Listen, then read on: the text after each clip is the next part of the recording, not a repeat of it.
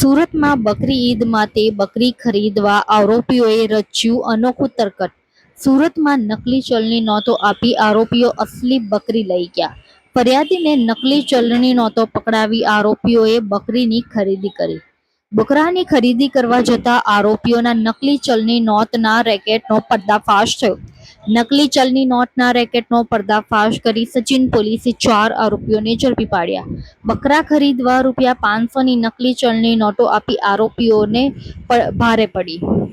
સુરતના લિંબાયત વિસ્તારમાં રહેતા 4 આરોપીઓની ગેંગ રૂ.500ની નકલી ચલણી નોટ આપી બકરા ખરીદવા ગઈ.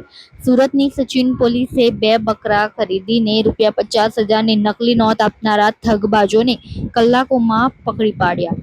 નકલી ચલણી નોટ સાથે સચિન પોલીસે 4 આરોપીઓ મોહમ્મદ ઉલ્ફત આલમ, સત્તાર શેખ, નાઝીર અંસારી, મોહમ્મદ રઈસ, રશીદ સિદ્દીક અને મોહમ્મદ જમાલ અબ્દુલ સત્તાર શેખની ધરપકડ કરી.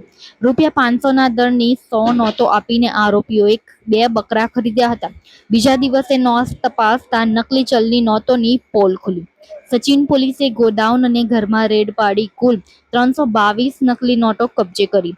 આરોપીઓ ઝારખંડ અને યુપી કનેક્શન ધરાવતી ડુપ્લિકેટ કરન્સી ગેંગ સાથે સંકળાયેલા હોવાનો પોલીસ તપાસમાં ખુલાસો થયો. સચિન પોલીસે આરોપીઓ પાસેથી રૂ.1,61,000ની નકલી નોટ જપ્ત કરી.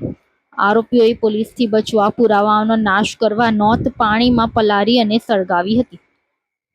ગઈ તારીખ 17/5/2026ના રોજ સચિન પલસાના ટી પોઈન્ટ પાસે જે બકરા મંડી ભરાયેલી છે ત્યાં ફરિયાદી પોતાના વતનથી બકરા લઈને વેચાણ કરવા માટે આવેલો હતો.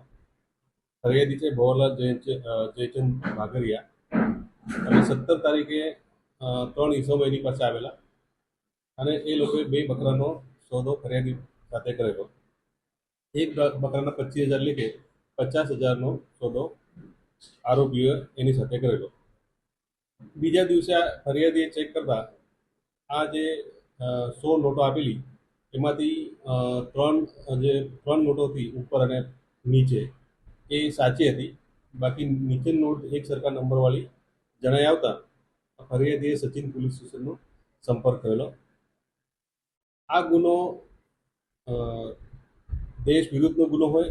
સચિન પીઆઈ તરત આમાં હરકતમાં આવેલા અને જે બનાવ છે સચિન ટી પોઈન્ટ એની આજુબાજુના સીસીટીવી ફૂટેજના આધારે આરોપીઓને ઓળખી કાઢેલા અને તુરંત 3 આરોપી મોહમ્મદ અલ્તાફ આલમ સત્તાર, નઝીર અનુલ અંસારી અને મોહમ્મદ રઈસ રશીદ સિદ્દીકી તેઓને પ્રથમ ઓળખ કરવામાં આવેલી અને તેઓને ડિટેન કરવામાં આવેલા અને તુરંત કાર્યવાહી કરી આ જે આરોપીઓનો જે ગોડાઉન છે ત્યાંથી પણ ડુપ્લિકેટ નોટો રિકવર કરવામાં આવેલ છે. ત્યાંથી 500ના દરની 20 નોટો અને તથા તેના ઘરમાં 500 દરની 250 નોટો રિકવર કરવામાં આવેલ છે. એમ આરોપી પાસેથી કુલ્લે 332 ડુપ્લિકેટ ભારતીય ચલણ 500ના દરના રિકવર કરવામાં આવેલ છે. તેની કિંમત 1,61,000 રૂપિયા થાય છે. આરોપી પાસેથી જે બનાવવામાં વપરાયેલ જે બાઇક છે બુલેટ એ રિકવર કરવામાં આવેલ છે. મોબાઈલ ફોન 4 રિકવર કરવામાં આવેલ છે અને જે 2 બકરાનો સોદો ખરીદી પાસેથી આ લોકોએ કરેલો એ બકરા પણ રિકવર કરી ખૂબ જ પ્રશંસનીય કામગીરી કરેલ છે. અને આ જે આરોપીઓ છે એ લોકોના રિમાન્ડ લઈ આ જે નોટો એ લોકોએ કેવી રીતે બનાવેલી છે, ક્યાંથી મેળવેલ છે તે બાબતે તપાસ તજવીજ હાથ ધરવામાં આવેલ છે.